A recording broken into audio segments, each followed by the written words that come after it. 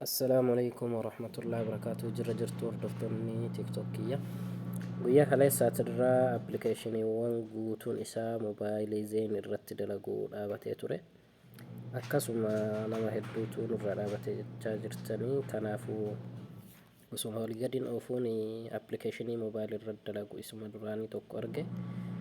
Appilikeeshinichi isa kana isin garsiisaa gabbuufadhaatti itti fayyadamaa isiniin jedha. Appilikeeshiniin isa kana appilikeeshiniin kun isa kana jechuudha, alfeessanii kana jechuudha. Isa san pileestoorii keessa seentaniitiin buufattanii isa kana jechuudha. Appilikeeshinichi gabbuufadhaatti itti fayyadamaan isiniin jedha.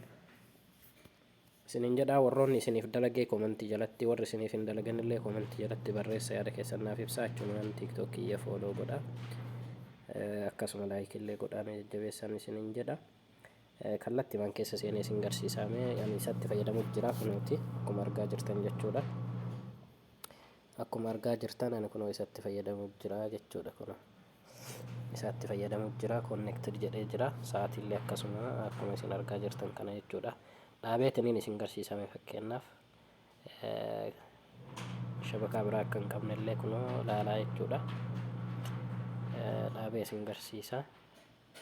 Akkaataa itti fayyadama jalqabaa apdeet godhuu qabdan jalqaba keessee moobaayil firii kanarra deeffattanii, inni lammataa immoo isa gara dhumaa jirra jiru kanarra deeffattan jechuudha. Isa gara dhumaatirra jiru kanarra deeffattan jechuudha. Akkasuma isa kanarratti illee ni dalagaa.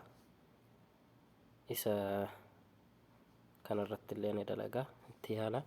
Guutuurrattuu dalaguu danda'a waan ta'eef itti yaalaatii yoo isiniif dalage komentii jalatti naaf barreessaa isiniin jedha. Gabaabumatti warri isiniif dalaguu didallee komentii jalatti naaf barreessaa, na jajjabeessaa isiniin jedha. Turtii gaarii.